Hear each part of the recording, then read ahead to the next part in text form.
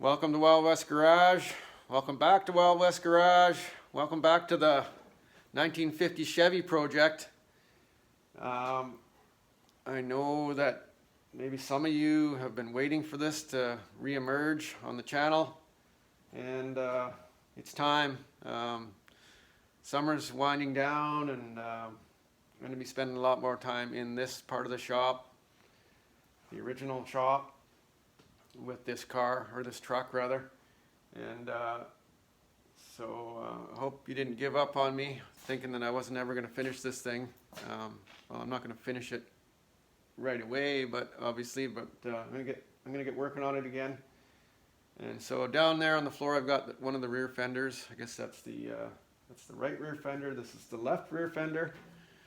And the fender down there on the floor, it's a little bit more beat up as far as dents go and stuff, but I think it's in kind of maybe a little bit better shape overall. It doesn't have as much of this broken up stuff on it. Anyways, let's take a closer look at both of these fenders. So this is the rear of the fender, and as you can see, it's really in pretty tough shape. So all this is going to have to be cut out. I'm not going to attempt to, save this metal here. It's just not, there's no point. I'm just going to cut it out back beyond this crack here and make a new piece for there. This part looks pretty good. It's not showing any real signs. There's a bit of swelling here, but I think that's just originally the way it was when they spot welded it on there. It just bent it into that. It's sometimes when you see this kind of a swelling, I guess you call it, here between the spot welds, it's an indication that there's a rust issue there, and it's expanded and pushed that out. But there's no rust scale in there. It's solid. So I'll just have to deal with that. There's actually a spot weld there that actually looks like it blew right through from the factory. So I have to fix that. So anyways, yeah, that's an area that needs to be addressed. And then same sort of thing up here where the running board attached. So I will be, actually, I'm just gonna cut. See, somebody's already done a repair here. So I'll just be cutting this right out all along here. Probably right, I don't know, yeah, actually this metal looks good here. There's a little crack there, but I think I'm just going to chop it off there and just make this piece here. And then there's another issue here where this flange is broken off. And that has, no, it doesn't have a doubler on it, or does it? Yeah, no, that does have a doubler on it. Yeah. Where does it end? Yeah, it ends right there. So there's a doubler on this part. So probably what I'm going to do is I'll cut this doubler out up to about here, make a new one, bring it right down here, and repair the outer skin. Okay, I'm going to start with the front section of the fender. So I don't know if this is apparent to you viewers, but this see this part of the fender here, it's kind of all kicked in, and there's a big dent here. That's part of it, but it's actually bent right here. You can see how this goes along here, and it kicks in here, and then there's actually a crease that runs. It's more pronounced right here, and then it tapers out in that direction to where that bend is there. So this has to come up here like that. So and I think if I relieve this stress here, or take this kink out of this, that'll pull a lot of that up. And another thing is when this comes up, see how that crack closes up there? So this whole the whole bottom of this fender is twisted like that. So I think if I can get this area back into shape here, it's going to do a lot to bring this up here. And of course I'll have to knock this dent out as well. But so I'm going to go at this first right here. So I got to find a dolly that I feel is that matches this curve fairly well.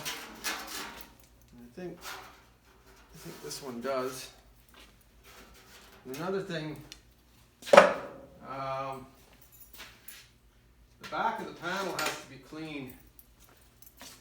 Right? There's some undercoating on here. It needs to be scraped off.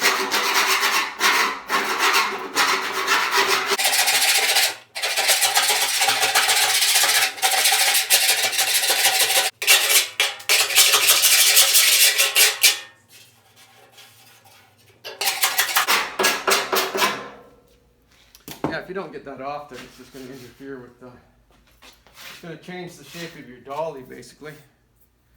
You're going to have lumps underneath the panel when you're trying to shape it. So this dolly, I think is the one I'm going to use, maybe. I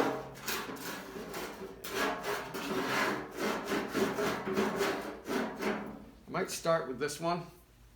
It's got a very low crown to it, and this is actually a low crown area.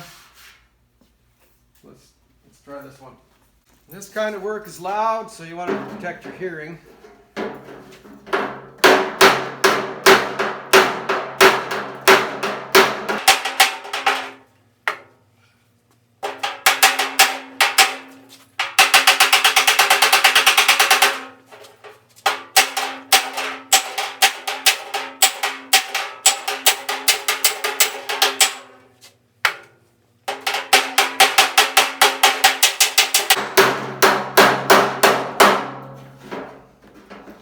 You hear that dull kind of, hear this, you can hear this here.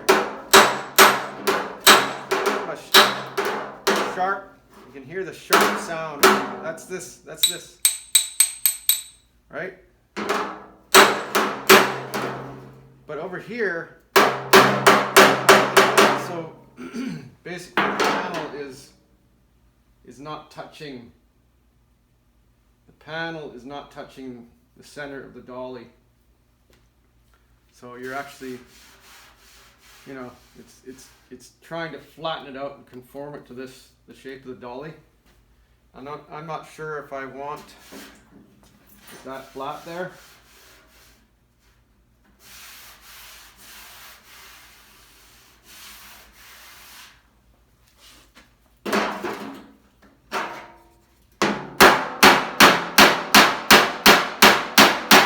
Try and take this bend out of here a little bit.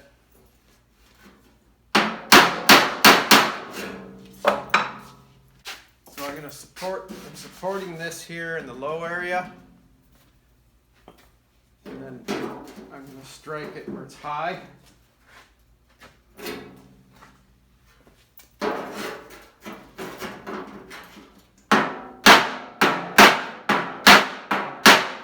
And this is a tool that I made out of a chunk of hardwood that I got out of a pallet.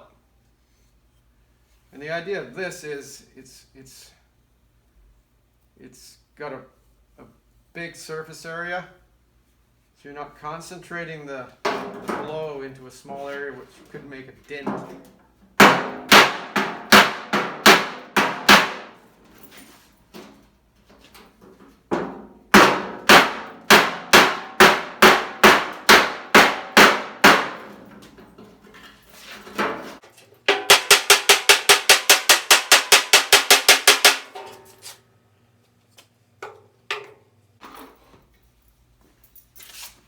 Got this curved face hammer that I'm going to use close to this body line here.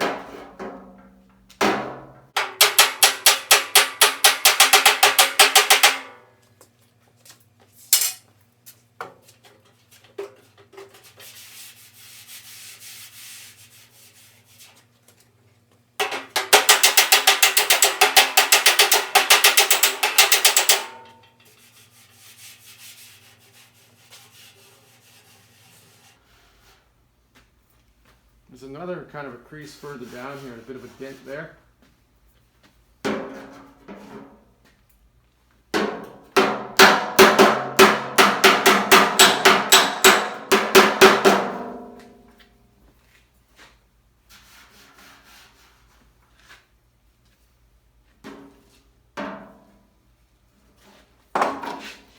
I'm actually going to use this as a hammer on the inside.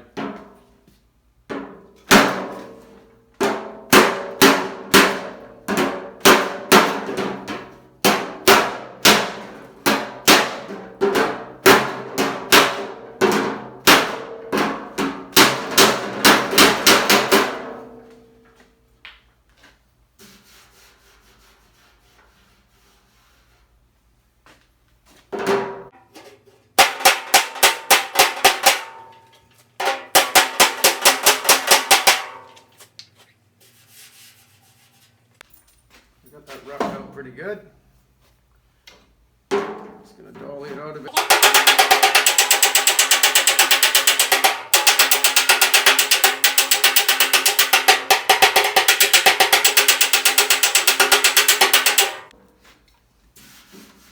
Still a dent there.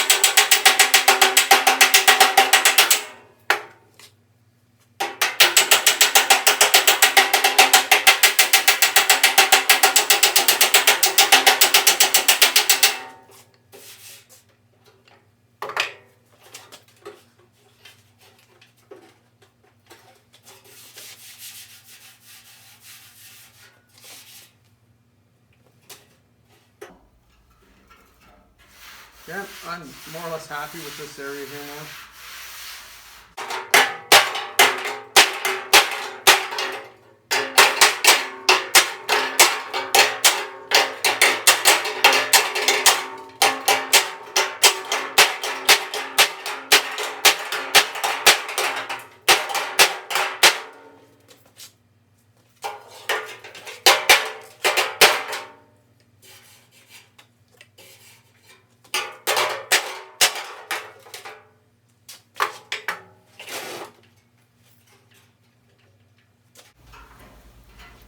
You know, I'd like, you know, it's hard to say, like, these edges, they probably weren't that nice from the factory. There's probably some overlapping, and like the cab, the bottom where the cab corner wrapped into the door on this, the original work was really rough. So I'm not trying to make excuses.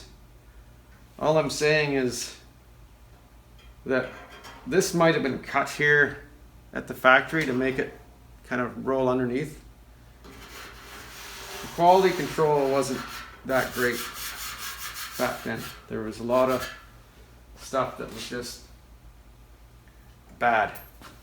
So, I mean, these were you know, cheaply made trucks back in the day. So really what I'm trying to say is it's going to end up probably a lot of the stuff will be better than what it was originally, because I can't just ignore this crack and this overlap here. I gotta deal with it. Yeah, so there's a line between restored, over restored, and then all up custom, right? If you wanted to restore this truck to its original as it came off the assembly line.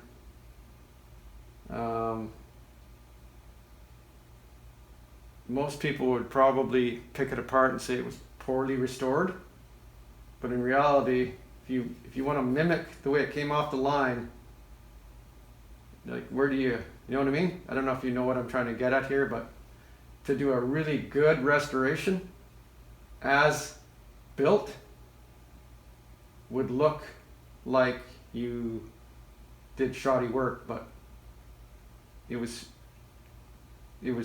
poorly assembled to begin with. So if you want to do an accurate, let's say accurate restoration, you'd have to do some shoddy work to mimic what was done at the assembly plant, right?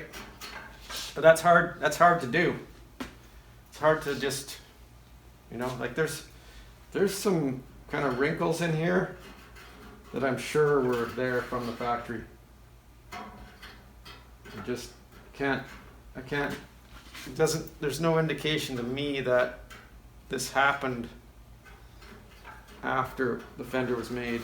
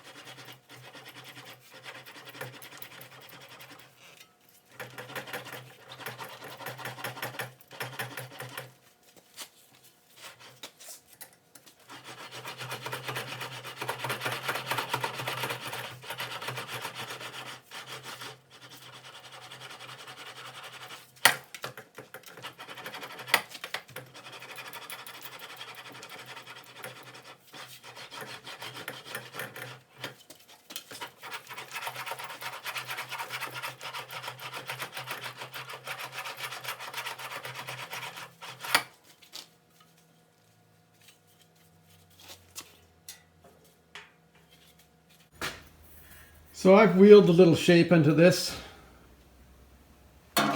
just because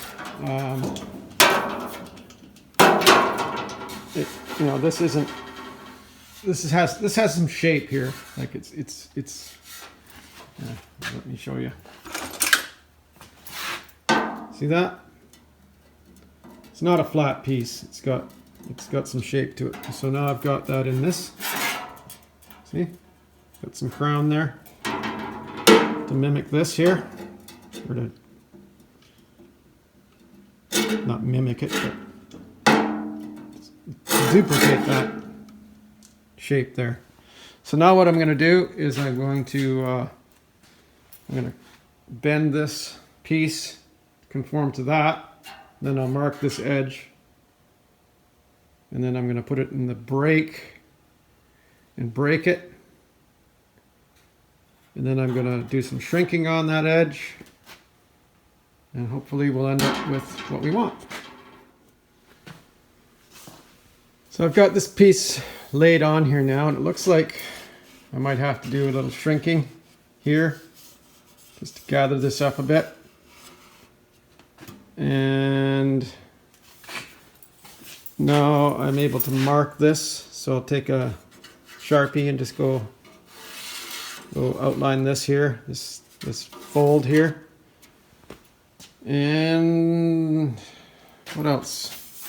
Yeah, I'm just going to take this patch right out to where that crack was. And then, you know, I have to weld it anyway, so I might as well just go to there. So I marked this, and the majority of it was pretty straight. So then I stuck it in the brake, bent it 90 degrees, and now I've got it trimmed. You can see this part down here is narrow, and then the part up here where it gets closer to the wheel opening, it's like a double return. It's like a J shape, so that has to be wider there. So the next step is shrinking this to get this curve in it now. So it's getting there. You can see how,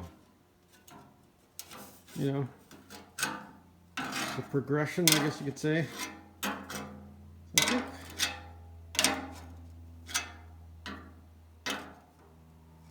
up here it's pretty good.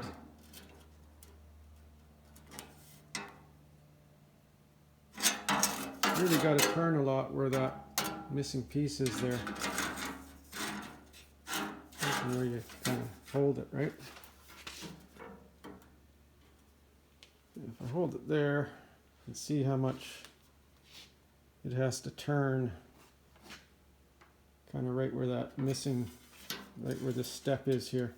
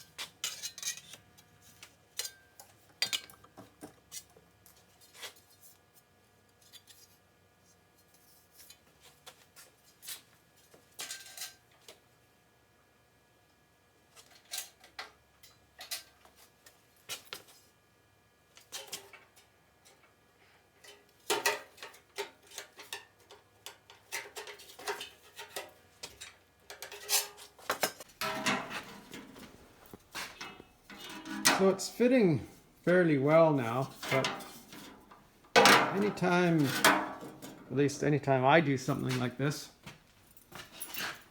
okay, I made this bend here, right?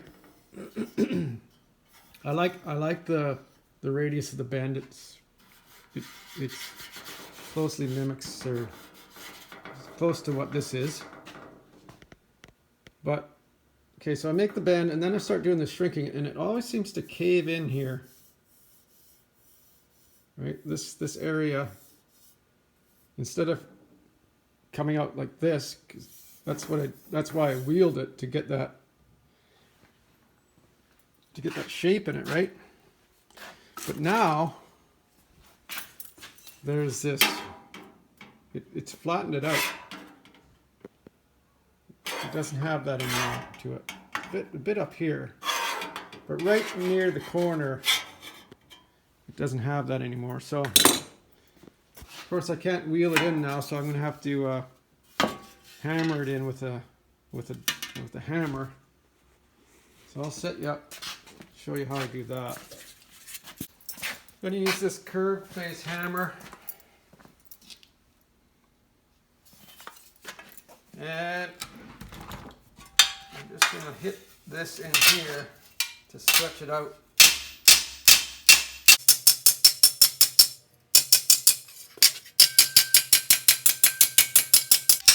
I'm going to make a bit of a mess of it.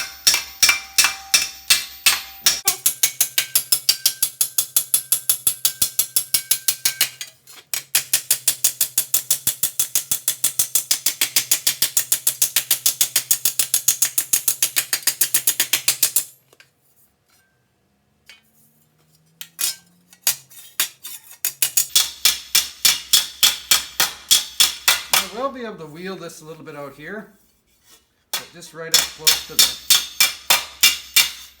band I can't.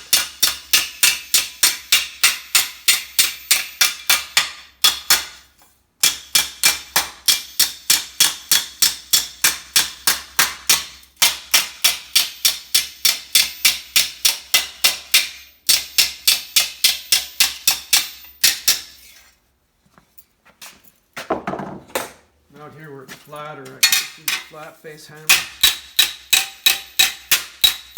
Not so effective back here, but I gotta kind of blend it in.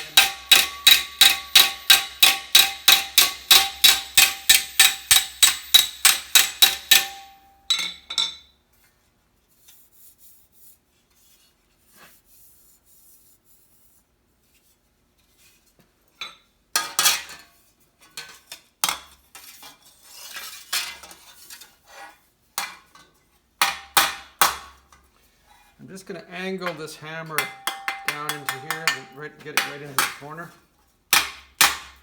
Maybe I can use this.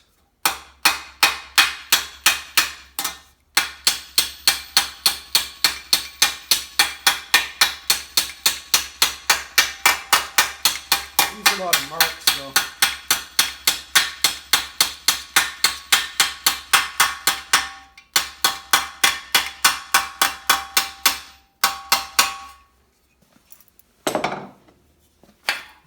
What's going on there?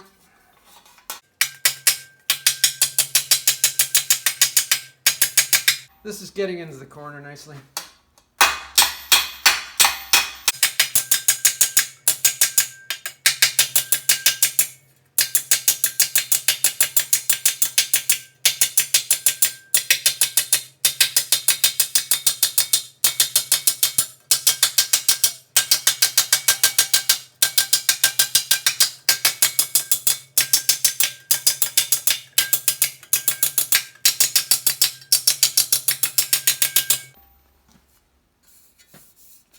Okay, now, so I'm going to wheel it a little bit. I'm going to set it on light pressure.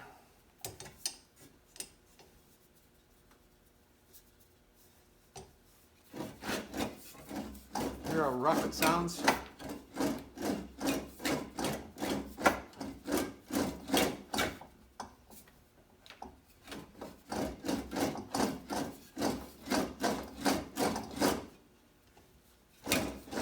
All those hammer marks.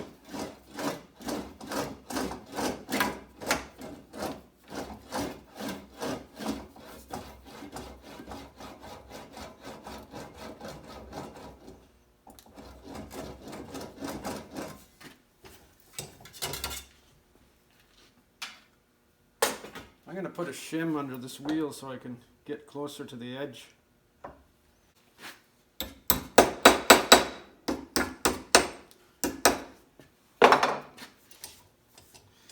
Really not what I had in mind to begin with, but that's going to work.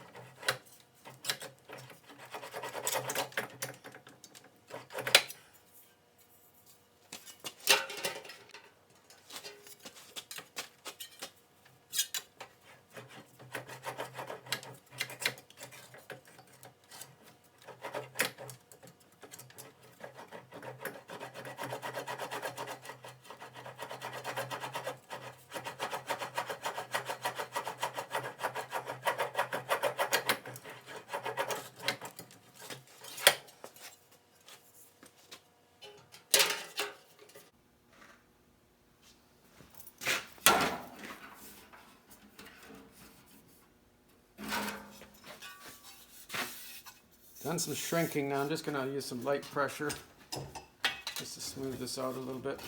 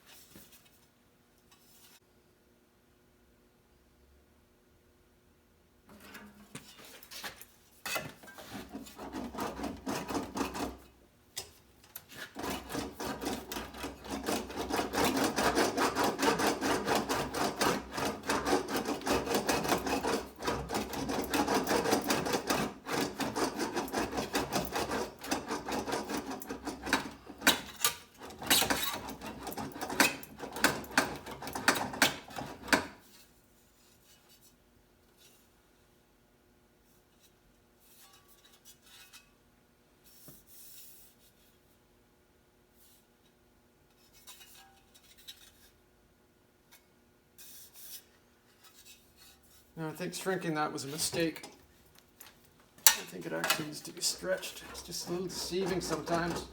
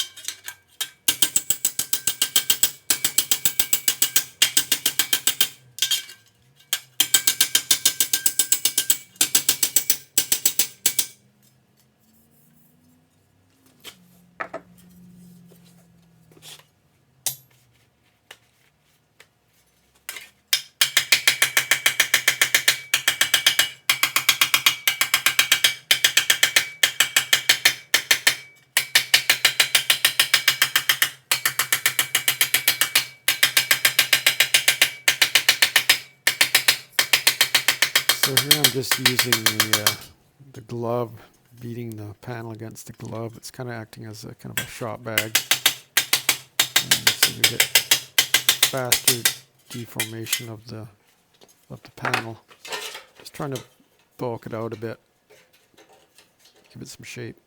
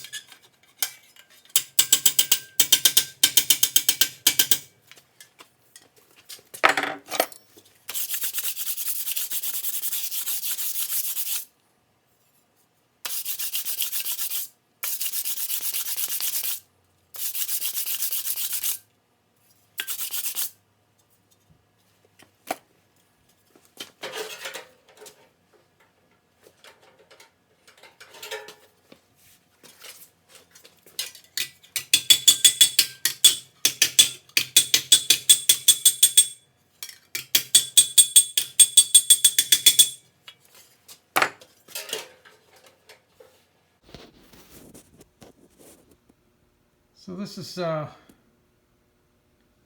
really starting to fit quite nicely here.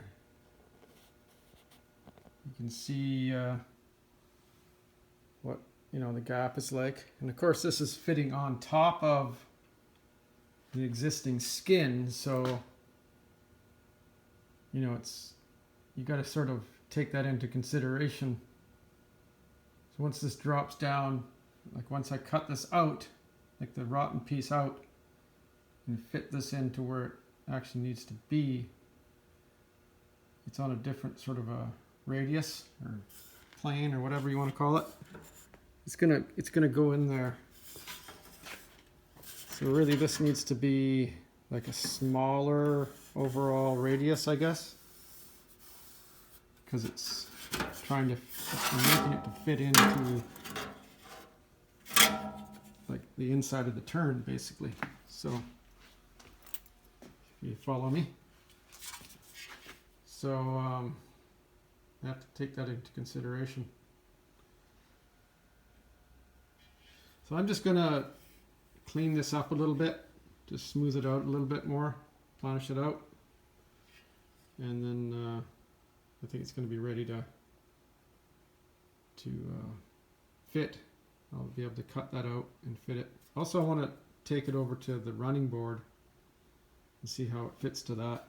I'll mark these holes here on the panel, and then I can line it up on the running board.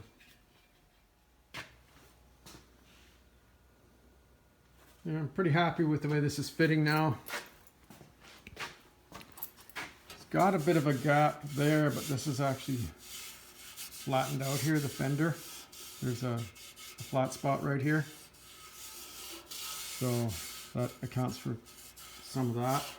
That's fitting really nicely down here. This is all kind of wavy. So, when I get this piece welded in here, I can smooth this out nicely. I got to trim it off down here still. Still got to check it on the running board. So that's what I'm going to do right now. So I've gone and see where I made those. I made a couple marks with a Sharpie on this side, and then I just punched them so they'd show on this side, and then I held those bumps up against the mounting holes on the running board, and it fits really nice. So I'm going to go ahead and trim the fender and start tacking this piece in. Just fitting the panel for the first time here since I cut out the rusted portion, and it's going in very nicely. It's fitting beautifully, actually. I just have to trim a little bit more off down here to get it to fit, and then I'm going to start welding it in. But first I have to go visit with my little niece. She's here visiting, so I'm going to go say hi to her. Here's a little thing I do to clean the MIG wire in my machine. So I take a piece of paper towel and this little hunk of metal, and I stick it over top of the wire as it's coming off the spool. Just give that a little squeeze. So that way, if there's any dust or dirt or whatever on the wire, it gets cleaned off before it goes down your casing. And yeah, I guess it will help make everything run a little smoother. Okay, I'm going to tack this thing together.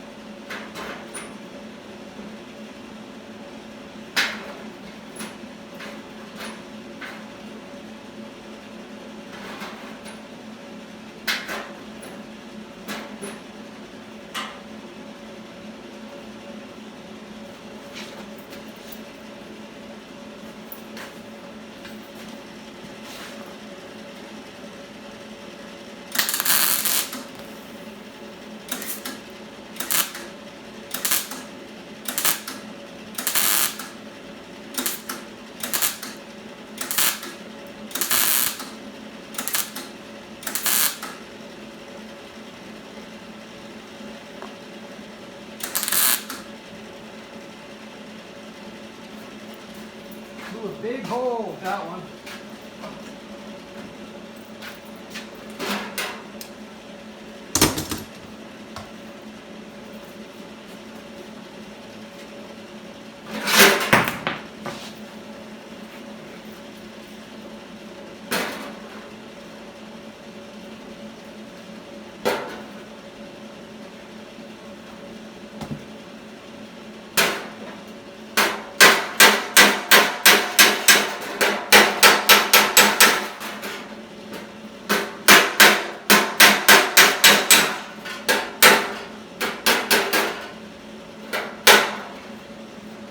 Okay, we've been here before, but the reason I am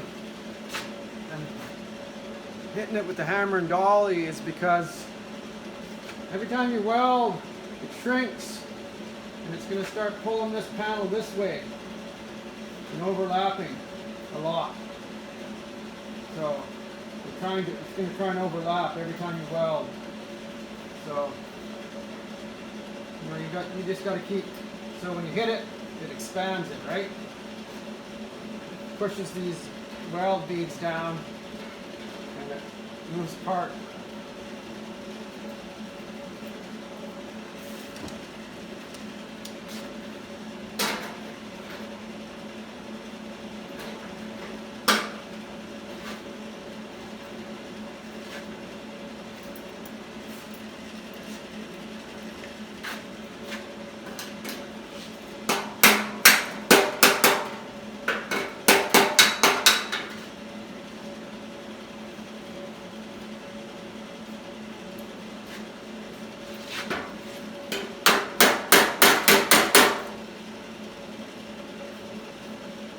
I want to make sure I keep this flush.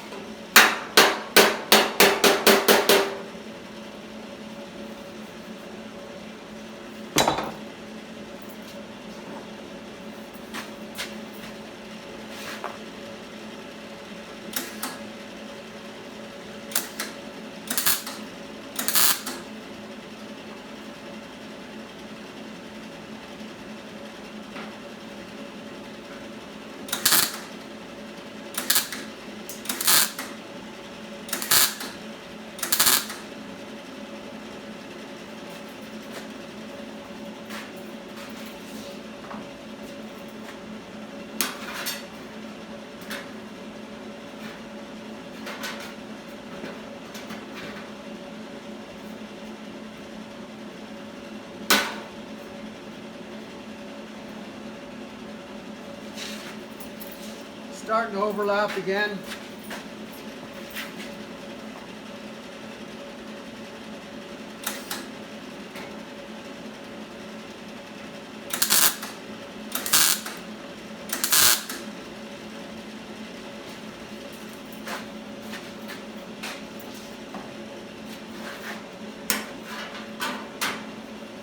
Yeah, it's tightened right up.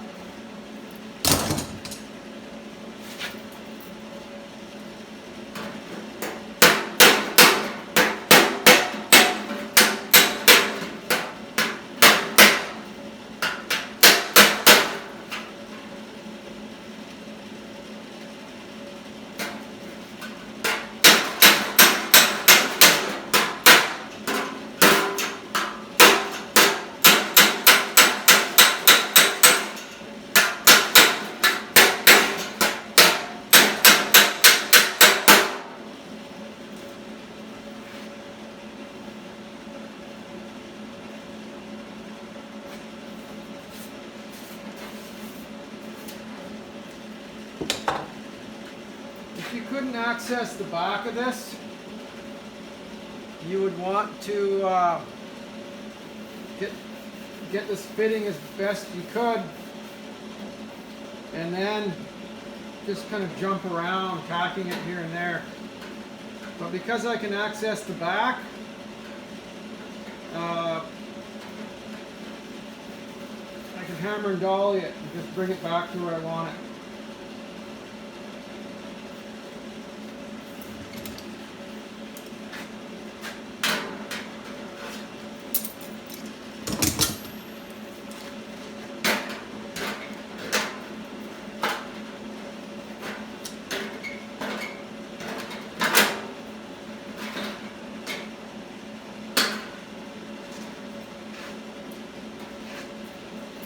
You gotta take your time with this. Don't rush it, or you'll end up with a mess.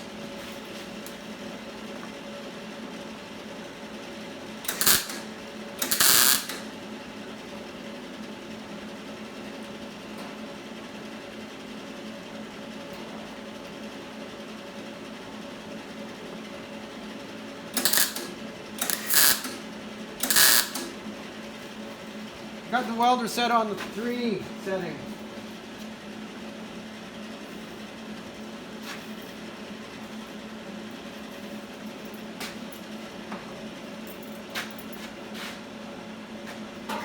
It's a Miller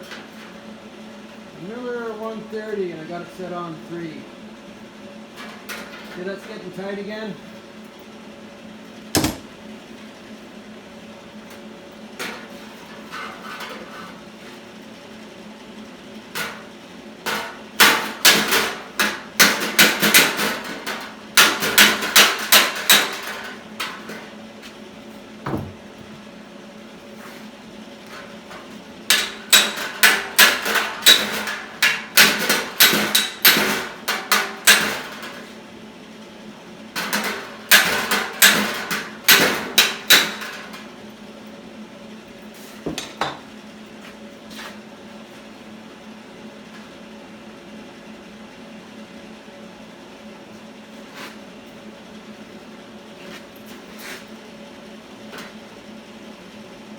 I made a bit of a mistake here. I thought I was a little loose down here, so I tried to compensate up here by sliding this down a little bit, but I slid it down too far. That's all right. I can fix it. I'm going to go this way. Get this top part. I got quite a good gap here, about 1/8 of an inch.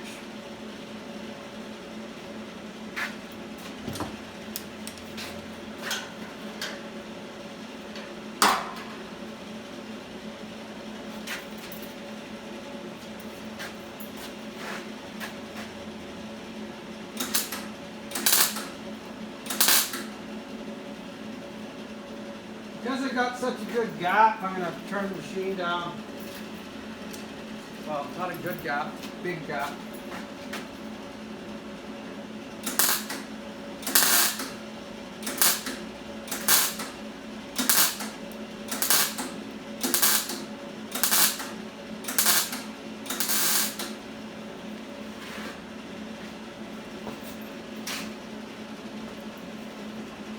Not going to have any trouble with penetration in a gap like that.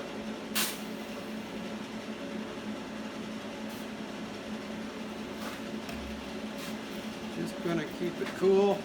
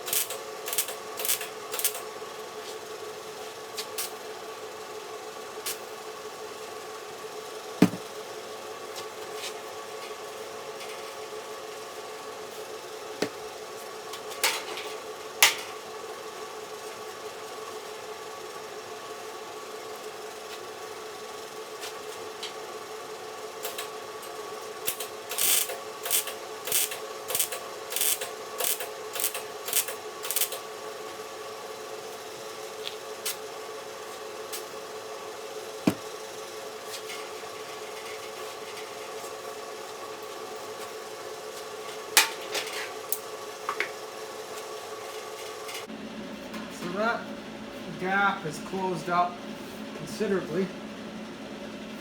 Started out about 1/8 of an inch, now it's down to 1/16 of an inch.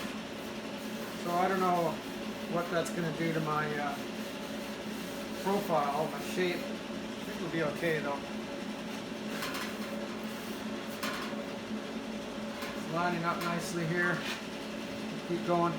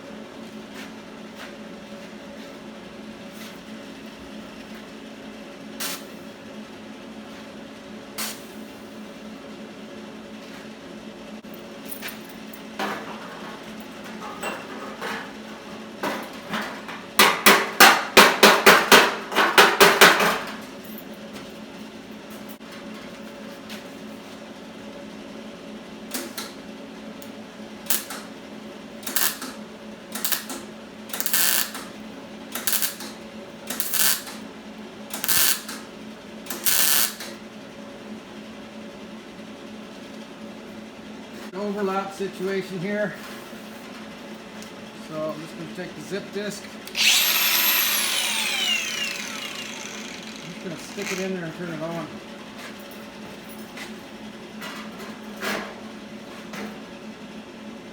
See what happens.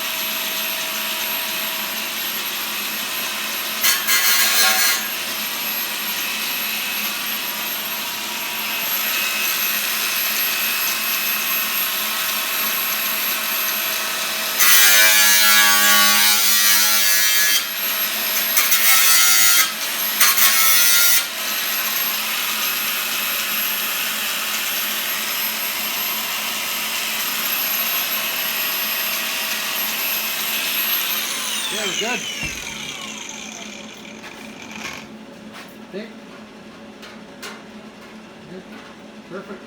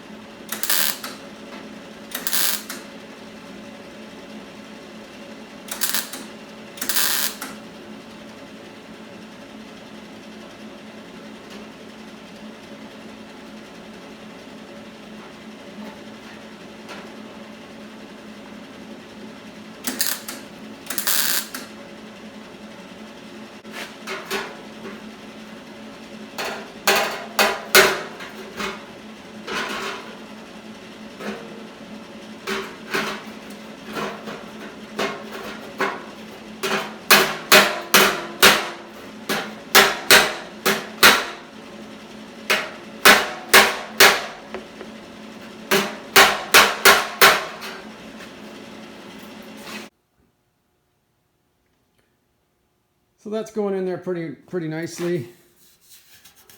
I'm having a bit of trouble down here. It's still a little bit too tight. Actually, no, it's actually not. I can feel that flushing out there.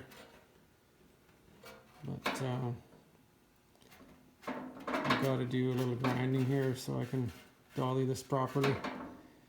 And also, I left the inner brace in here just so I can make sure everything lined up. And you can see where I punched it there and there for the bolt hole. So it's all good now. I don't need this in here anymore. It's actually kind of getting in my way of welding underneath it here. So I'm gonna drill the rest of the spot welds out and get rid of this. I'll keep it to make a template from it. But and then I've got to fold this edge now too. I'm gonna trim it off a little bit though. It's way too wide. Cut it in half, I guess. And fold it back in there. And then we'll just have to weld it out. But I don't know, I think I'm going to save that for another video. I just wanted to mainly show how I made this piece and how it went in there. And you can see it's going in there really well. Let's switch off to my straight edge. So you see that? It's got a nice kind of shape to it. Let's see how it is down here. Yeah, so it's the same. It's not caved in or anything. It might cave in a little bit when I completely weld it, but it's not flaring out at the bottom or anything, so that's nice. Really worked out well. See that? It's got a nice profile to it.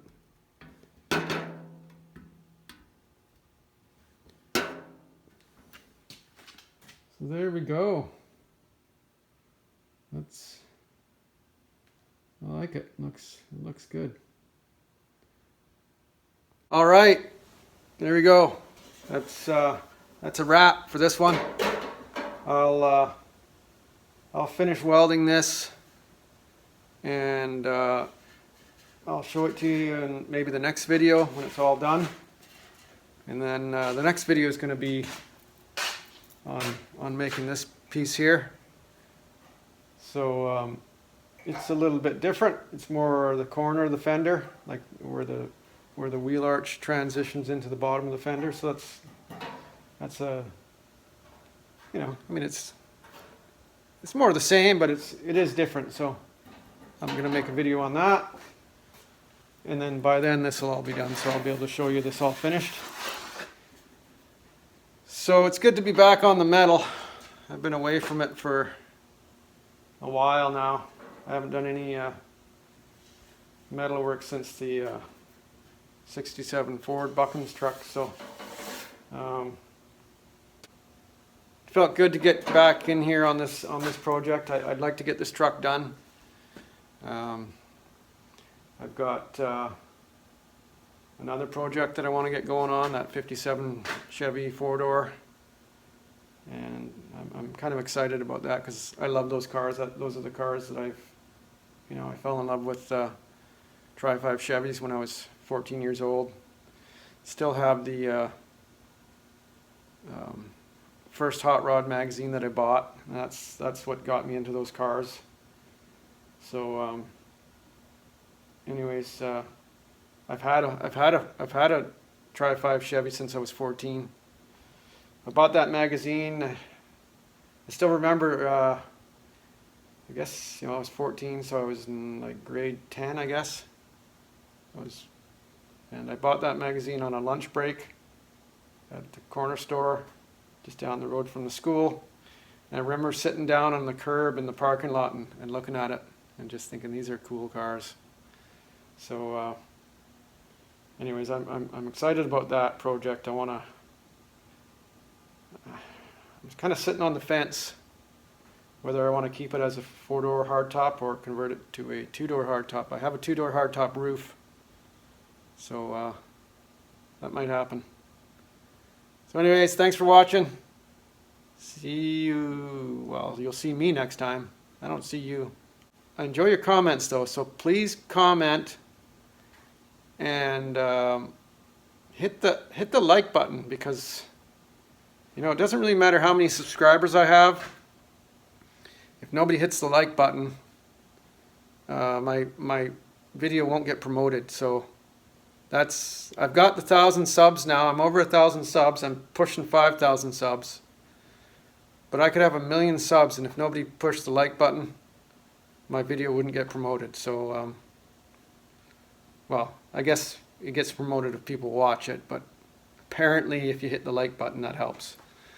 So anyways, thanks again, and we'll see you on the next one.